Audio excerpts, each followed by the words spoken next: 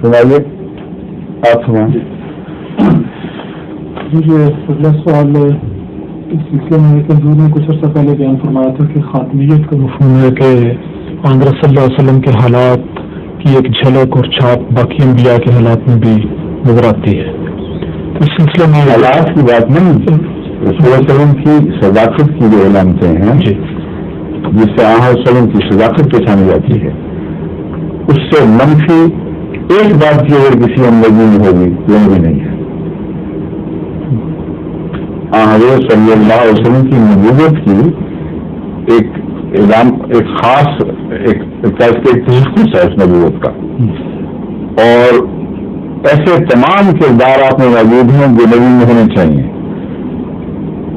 ایسے کردار کا شادہ تک نہیں جو نبی میں نہیں ہونا چاہیے، بس آپ کے ایسے کردار کے منافی کردار ہو جو محمد صلی اللہ کی شان نبوت کے خلاف ہے، تو اس حد تک وہ نبی دکھانے کا مستحق مل جائے گا۔ بس ساری شان کا نہ پایا جانا اس سے کوئی حل واقعہ نہیں ہوتا، کیونکہ وہ ساری شان پائی جا ہی نہیں سکتی، کیونکہ آپ صلی اللہ علیہ وسلم اگر خاتم النبیین ہیں اور تمام انبیاء بین ہی آپ کی مثل ہوں تو پھر ایک قسم کی مشابہت تامہ ہو جاتی ہے۔ اس کا ویسے کوئی حرج نہیں، اگر مہر کی اپنے چھاپ سے مشابہت تامہ ہو تو کوئی نقصان نہیں ہے، مگر مہر سے پہلے وجود واقع ہوں اور مہر بعد میں آئے تو پھر حرج والی بات ہے۔ سمجھیں، زمانے کے لحاظ سے مہر تو آئی سب سے آخر پر ساری شریعت نبی کی حیثیت سے، اور پہلے انبیاء میں اگر کمال بدرجہ کمال وہ ساری صفات موجود تھیں جو رسول اللہ صلی اللہ علیہ وسلم میں تھی اور ویسی ہی تھی وہ نہیں، تو پھر سارے خاتون انبیاء ہوئے، بلکہ پہلے بھی ہو گئے اور خاتم بھی بن گئے۔ اس لیے مضمون ایسا نہیں جس کو منطقی بحثوں سے یہ کہہ دیا جائے کہ چونکہ چھاپ کھینچ لیے سب کے سب ویسے ہوں گے، اس طرح اس کو حقائق سے الگ کر کے سوچیں گے تو ٹھوکر ضرور لگے گی۔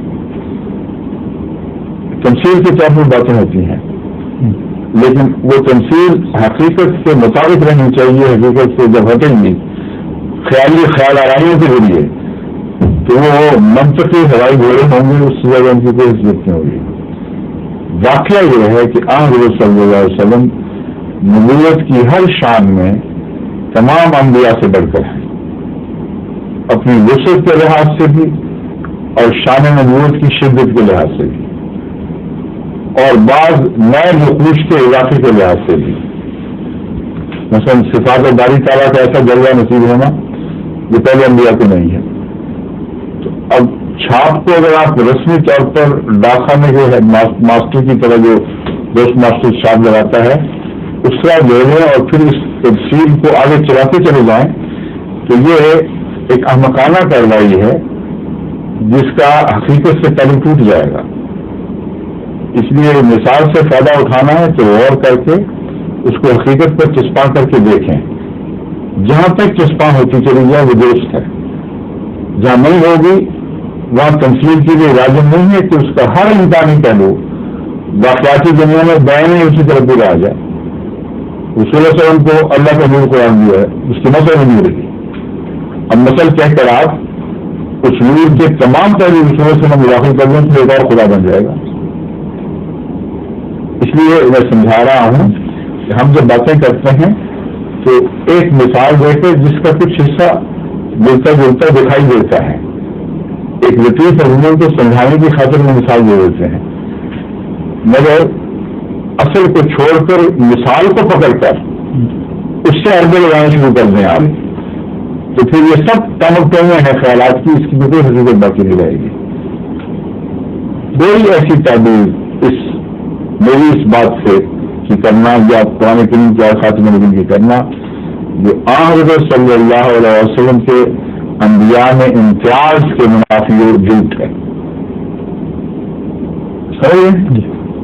اس لیے مثلا وہ کون سی مثالیں میں مثال دے دیتا ہوں جو تمام انبیاء میں مشترک بھی ہیں لیکن رسول اللہ صلی اللہ علیہ وسلم اس سے زیادہ بھی ہے اور ہر ایک میں اور زیادہ ہے.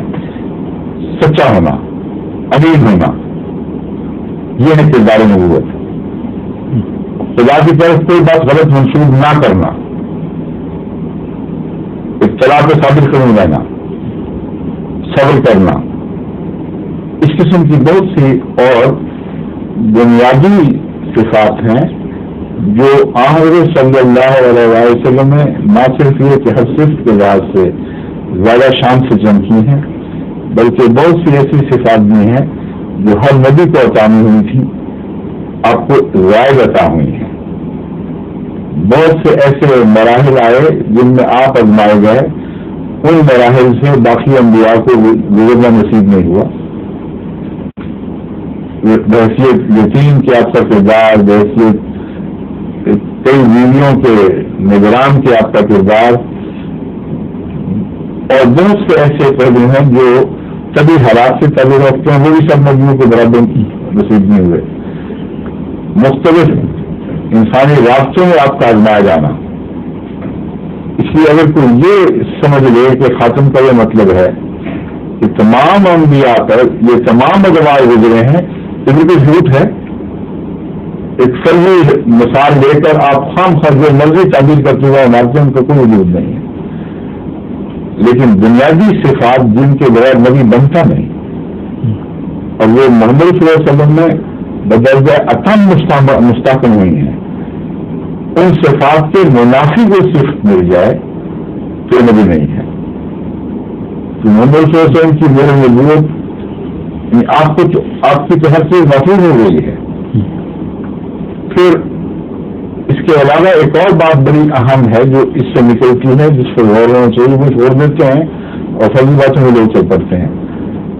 وہ یہ ہے کہ حضرت صلی اللہ علیہ وسلم کی میرے نبوت میں آپ کی بشریت داخل ہے.